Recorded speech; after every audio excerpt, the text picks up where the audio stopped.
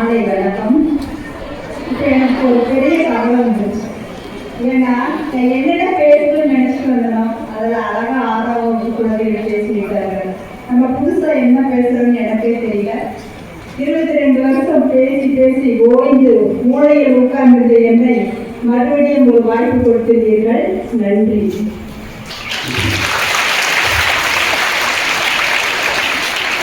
நானும் பார்வதி மிஸ் அடிக்கடி கடந்த ஆண்டு இந்த பள்ளிக்குள் நுழைவோம். ஏதோ வேற்று நாட்டுக்குள் நுழைவது போல் அல்ல, சொந்த வீட்டிற்குள் நுழைவது போல் வருவோம். ஏனென்றால் தலைமை ஆசிரியர் அவர்கள் எங்களிடம் பழகாதவர்களை போல் இல்லை. எங்களை கூப்பிட்டு அழகாக உட்கார வைத்து நேரம் ஒதுக்கி தேநீர் கொடுத்து எங்களை உறவோடு கவனித்து வழியனுப்பி வைத்தார்கள். அத்தகைய தலைமை ஆசிரியருக்கு இந்நேரத்தில் என்னுடைய மாலை வணக்கத்தையும் நன்றியையும் தெரிவித்துக் கொள்கிறேன். இரண்டாவது, சகோதரிகள், இது உன்னுடைய சொந்த வீடு, நீ தனியாய் இல்லை. எப்பொழுதும் இந்த வீடு உங்களுக்காக திறந்து இருக்கிறது.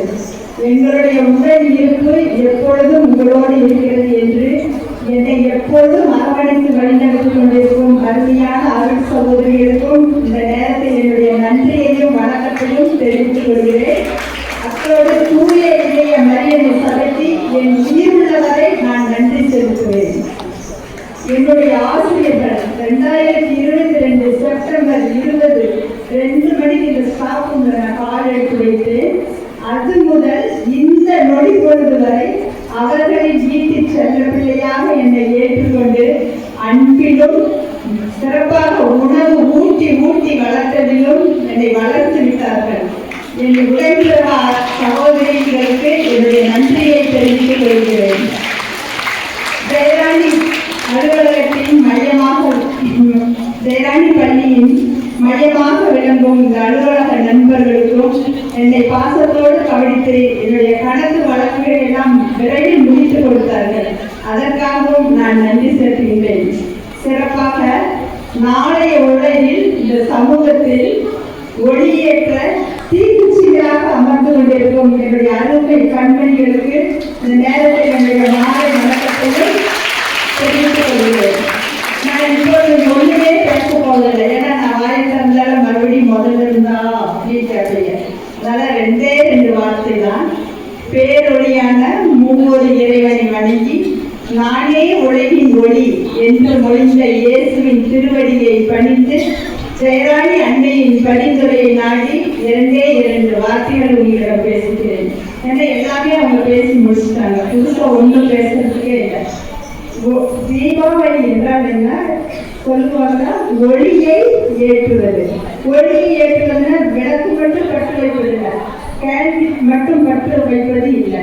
மற்றவருடைய வாழ்க்கையில் நாம் ஒளியை ஏற்ற வேண்டும். முதலில் என்ன செய்யணும்? நமக்குள்ளேயே தன்னம்பிக்கை என்ற ஒளியை நாம் ஏற்றுவிட வேண்டும். ஏனென்றால் தன்னம்பிக்கையினா ஒன்றுமே இல்லை. எல்லாவற்றை காட்டிலும் முதலில் இறைவனை வழிபட வேண்டும். ஒரு குழந்தை பிறந்தவுடன் முதலில் பேசுகின்ற மொழி எது சொல்லுங்க? அதைத்தான் திருவிவிலியத்தில் தொடக்கநூலில் கடவுள் சொன்ன முதல் வார்த்தை ஒளி உண்டாகுக என்றார். இந்த வார்த்தை சொன்னார், ஒளி உண்டாகுக. உணவு உண்டாகுக, கால்நடைகள் உண்டாகுக, மனிதர்கள் உண்டாகுக என்று சொல்லவே இல்லை. ஒளி உண்டாகுக என்று சொன்னார். ஏனென்றால் அந்த ஒளி இருந்தாலே என்ன செய்துவிடும்? இருளை அழித்துவிடும். நன்மைக்கும் தீமைக்கும் நடக்கின்ற பெரிய போராட்டத்தில் வெற்றி பெறுவது என்றால் ஒளி. எந்த இடத்தில் ஒளி இருக்கிறதோ அந்த இடத்தில் எல்லா செயல்பாடுகளும் நிறைவாக நடக்கும். அதனால் நம் வாழ்க்கையில் முதலில் ஒளியாகி இறைவனை நாம் வழிபட வேண்டும். இறைவன் நம்மோடு இருந்தால் எல்லா செயல்களும் எவ்வாறு நடக்கும்? தவறில்லாமல் குற்றமில்லாமல் நடக்கும். அதனால் முதலில் யாரை வழிபட வேண்டும்? இறைவனை வழிபட வேண்டும். இரண்டாவது, மாணவிகளாகிய நீங்கள் என்ன செய்ய வேண்டும் என்றால் கல்வி என்னும் ஒளியை உங்களுக்குள் ஏற்றுக்கொள்ள வேண்டும். பெண் பிள்ளைகளாகிய நீங்கள் முதலில் கல்வியை உங்களுக்குள் வளர்த்துக் கொள்ள வேண்டும். ஏனென்றால் இந்த கல்வி இருந்தால் வாழ்வின் எந்த மூலையில் நாம் சென்றாலும் வாழ்வில் வெற்றி பெறலாம். அதனால் கல்வி என்ற ஒளியை நாம் நமக்குள் வளர்த்து கொள்ள வேண்டும். முதலில் இறை நம்பிக்கை, இரண்டாவது கல்வி என்ற ஒளி, தன்னம்பிக்கையை வளர்த்து கொள்ள வேண்டும். நீங்க என்ன செய்யணும்னு சொன்னா, தீபாவளி ஏதோ வருடத்துக்கு ஒரு முறை வந்து போகின்ற பண்டிகை அல்ல. தினம் தினம் நாம் கொண்டாட வேண்டும் தீபாவளியை. உன் சக மாணவர்கள் தோழிகள் கவலையோடு இருந்தால் போய் என்ன செய்யணும், 2 வார்த்தைகள் ஆறுதல் மொழி கண்டிப்பா கூறணும். அது நீங்கள் அவர்களுக்கு ஏற்றுகின்ற ஒளி.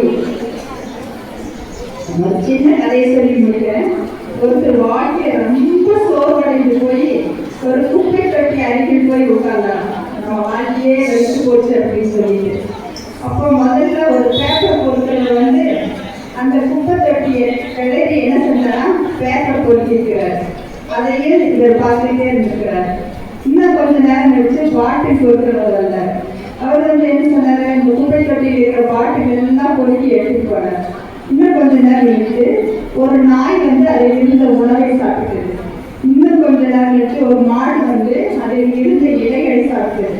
அப்பதான் அவர் யோசிக்க தொடங்கினார், என்னன்னு, ஒரு குப்பை தொட்டியே இவ்வளவு பேருக்கு பயன்படும் போது நான் ஏன் மற்றவர்களுக்கு பயன்படக்கூடாது என்று தனக்குள் சிந்தனையை வளர்த்து கொண்டார். அந்த சிந்தனையானது என்ன செஞ்சது, ஒரு சமுதாயத்திற்கே அவர் பயன்பட்டார்.